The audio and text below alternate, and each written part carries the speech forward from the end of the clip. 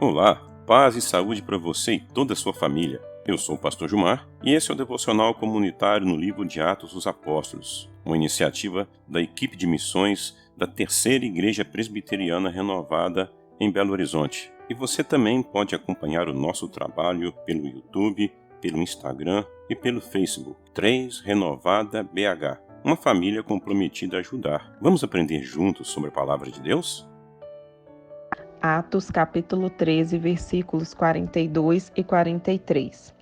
Ao saírem eles, rogaram-lhes que, no sábado seguinte, lhes falassem essas mesmas palavras.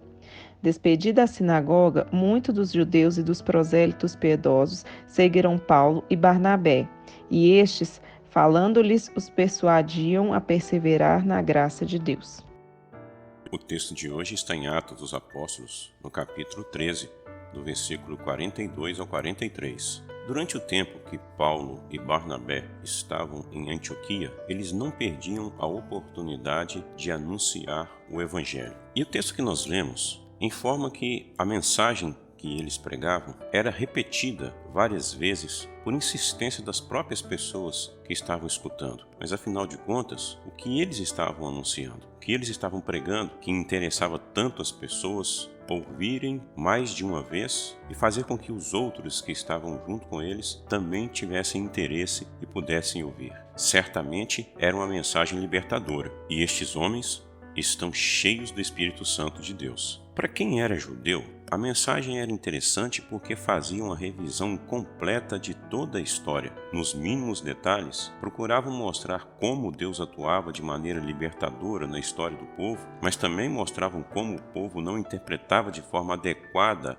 o agir de Deus. De outra maneira, apresentavam Cristo nessa mesma história, como essa história apontava para tudo aquilo que foi consumado na vida de Jesus de Nazaré. Por outro lado, esta mensagem também afetava a vida dos chamados prosélitos, pessoas que não nasceram judeus, mas que se fizeram seguidores do judaísmo pela circuncisão. E além disso, outras pessoas também que eram gentios, pessoas que vinham de outro ambiente religioso, de outra experiência de espiritualidade. Mas tanto os judeus como os prosélitos sentiam-se acolhidos quando escutavam a história de Jesus de Nazaré, de como Deus o ressuscitou dentre os mortos, e a alegria invadiu o coração dessas pessoas porque eles ficavam sabendo que por meio de Jesus os seus pecados eram perdoados e eles eram justificados perante Deus. Uma mensagem de transformação,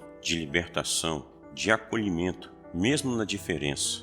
É a mensagem da graça, da qual Paulo fala em Romanos capítulo 6, no versículo 14, pois o pecado não os dominará, porque vocês não estão debaixo da lei, mas debaixo da graça. E que notícia maravilhosa, que traz tanta alegria ao coração das pessoas, como essa que Paulo vai também dizer em Romanos 8, do versículo 1 ao versículo 2, portanto, agora já não há condenação para os que estão em Cristo Jesus, porque por meio de Jesus Cristo, a lei do Espírito de vida me libertou da lei do pecado e da morte. Mas toda essa liberdade que vem da presença do Espírito de vida no dia a dia das pessoas convertidas, não produz pessoas irresponsáveis, egoístas. 1 Pedro, capítulo 2, versículo 16, diz o seguinte: vivam como pessoas livres, mas não usem a liberdade como desculpa para fazer o mal. Vivam como servos de Deus. Quanto mais Paulo e Barnabé pregavam a mensagem libertadora do Evangelho da graça,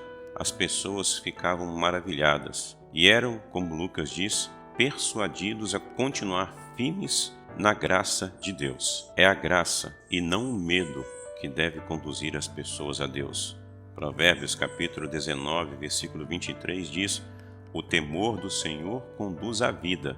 Quem o teme pode descansar em paz, livre de problemas. A mensagem que Paulo e Barnabé pregavam provocava uma libertação profunda na mente e no coração das pessoas de meras crenças ou tradições religiosas ou de filosofias bem elaboradas. O que está escrito em Colossenses capítulo 2, no versículo 8? Tenham cuidado para que ninguém os escravize a filosofias vãs e enganosas, que se fundamentam nas tradições humanas e nos princípios elementares deste mundo, e não em Cristo. O que Paulo e Barnabé pregavam era o mesmo que Teófilo deveria pregar e é o mesmo que eu e você precisamos pregar. Mas para pregar o Cristo ressurreto no poder do Espírito Santo, é preciso muito mais do que apenas capacidade de falar sobre a graça. É preciso viver a graça de Deus como vivida em Jesus de Nazaré. Que Deus abençoe você e a sua família. Que o infinito amor de Deus nosso Pai, que a graça e a paz de nosso Senhor e Salvador Jesus Cristo e as divinas e profundas consolações do Espírito Santo repousem sobre nós, agora e para sempre. Amém.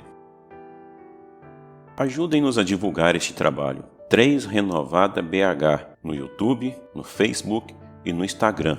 Uma família comprometida a ajudar. Acompanhem nossas lives, nossos estudos bíblicos, nossas pregações, enfim, o nosso trabalho. Queremos ser bênção para você, queremos ser bênção para sua família, queremos ser bênção para as pessoas que você ama. 3 Renovada BH, uma família comprometida a ajudar.